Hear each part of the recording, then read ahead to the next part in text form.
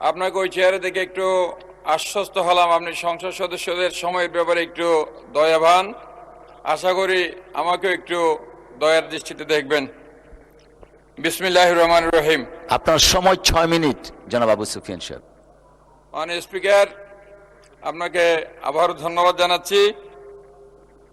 আমি আজকে মহামান্য রাষ্ট্রপতির ভাষণ সম্পর্কে আনিত ধন্যবাদ প্রস্তাবের উপর আলোচনায় সুযোগ দিয়েছেন আমাকে। আমরা কোনো ব্যক্তিকে মহামান্য অ্যাড্রেস করি না। বাংলাদেশের রাষ্ট্রপতি যাকে আমরা মহামান্য সম্বোধন করি, অ্যাড্রেস করি, উনি ভাষণ দিয়েছেন। অনেকের সেই ভাষণ মনোঃপুত হয় নাই, অনেকে মনোঃপুত হয় নাই। এই সংসদ থেকে ওনারা ওয়াকআউট করেছেন, আমরা ওনার বক্তব্য শুনেছি। উনি ওনার বক্তব্যে বর্তমানে নির্বাচিত সরকারের আমাদের সংসদ নেতা মাননীয় প্রধানমন্ত্রী জনাব তারেক রহমানের যে গৃহীত পদক্ষেপ সমূহ, ইতিমধ্যে তিনি যে পদক্ষেপগুলো গ্রহণ করেছেন এবং আগামী দিনে কি করবেন সেই কর্মসূচিগুলো উনি সুচারুভাবে ওনার বক্তব্য উনি বলেছেন। আমরা ওনাকে ধন্যবাদ জানাই। এবং সাথে সাথে আমি চট্টগ্রামের যে এলাকা থেকে সেই চট্টগ্রাম নয়, এটা হচ্ছে চট্টগ্রাম সিটি কর্পোরেশনের 14টি ওয়ার্ড নিয়ে গঠিত। এটা বাংলাদেশের একটি গুরুত্বপূর্ণ আসন। এটা চট্টগ্রামের কেন্দ্রভাগ নিয়ে গঠিত এবং বাংলাদেশের অর্থনীতির লাইফলাইন খ্যাত কর্ণফুলী নদীর তীর ঘেঁষে বৃহত্তর বাকলিয়া এবং চট্টগ্রাম সিটি কর্পোরেশনের মূল কেন্দ্র কোতোয়ালি থানা, শিক্ষা এবং ঐতিহাসিক যে শিক্ষা কেন্দ্র চকবাজার এবং ডবল মোরিং, আগ্রাবাদ বাণিজ্যিক এলাকা নিয়ে চাকতাই খাতুনগঞ্জ, এই সমস্ত এলাকা নিয়ে আমার নির্বাচনী এলাকা।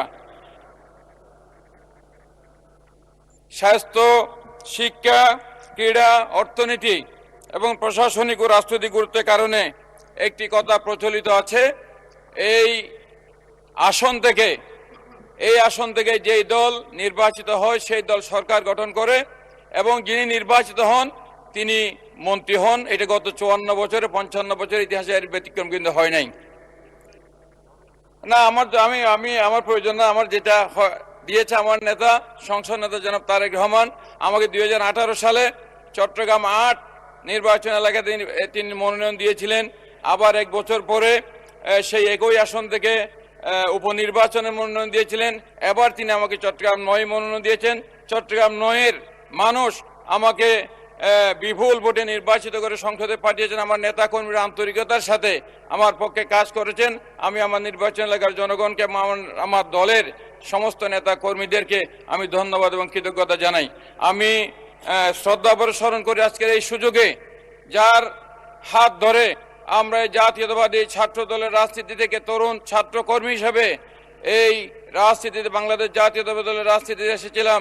সেই গণতন্ত্রের আপসহীন যোদ্ধা দেশনেত্রী বেগম খালেদা জিয়া, যিনি গৃহ বধূ থেকে এসে বিএনপির দুঃসময়ে বিএনপির হাল ধরে স্বৈরাচার বিরোধী আন্দোলনে নেতৃত্ব দিয়ে দেশে গণতন্ত্র প্রতিষ্ঠা করেছিলেন, সংসদীয় গণতন্ত্র দিয়েছিলেন।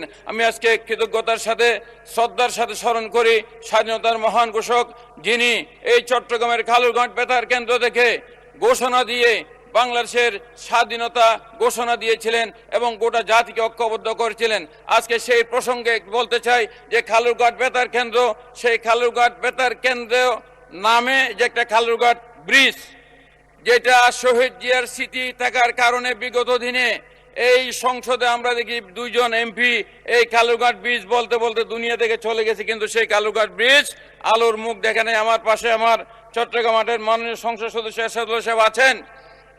আজকে চট্টগ্রামবাসীর প্রাণের দাবি এই কালুরঘাট ব্রিজ, এবং সেটা আজকে শহীদ জিয়ার স্বাধীনতার ঘোষণাকে স্মরণীয় করে রাখার জন্য আমি আজকে প্রস্তাব করব সেই ব্রিজ যাতে মহান স্বাধীনতার ঘোষক শহীদ রাষ্ট্রপতি জিয়াউর রহমানের নামে নামকরণ করা হয় এবং সেই ব্রিজ যাতে অবিলম্বে সেই কার্যক্রম যাতে শুরু করা হয়, সেটা আজকে চট্টগ্রামবাসীর প্রাণের দাবি।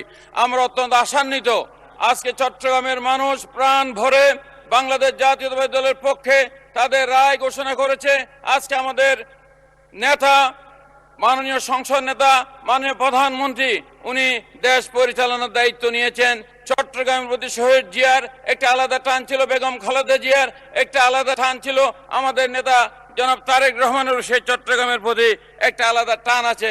আমরা কোনো দাবি দাওয়া নিয়ে আসে নাই।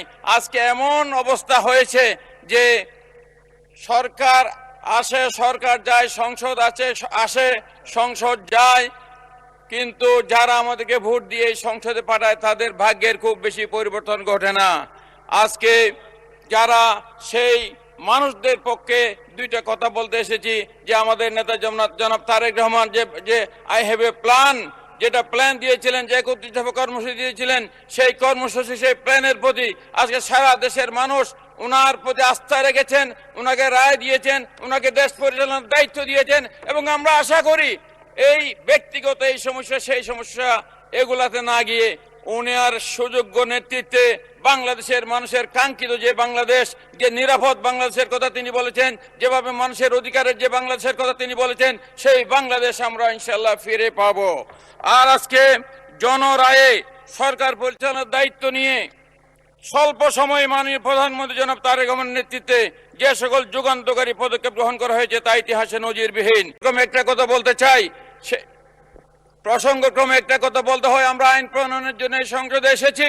আজকে আমরা সবাই সামাজিক যোগাযোগ মাধ্যম ব্যবহার করি, কিন্তু আজকে সামাজিক যোগাযোগ মাধ্যমে যখন আমরা প্রবেশ করি, সেখানে আমাদের এই যে মাননীয় প্রধানমন্ত্রী, আমাদের সিনিয়র নেতৃবৃন্দ থেকে শুরু করে সকল নেতৃবৃন্দের বিরুদ্ধে, সরকারের বিরুদ্ধে যেভাবে মিথ্যা প্রপাগান্ডা, যেভাবে মিথ্যা ফটোকার্ড ছড়িয়ে প্রচারণা চালানো হয়, এটার বিরুদ্ধে তীব্র নিন্দা জানিয়ে আমরা শেষ করলে হবে না। আমরা এগুলার বন্ধ করার জন্য সুস্পষ্ট আইন আমাদেরকে প্রণয়ন করতে হবে।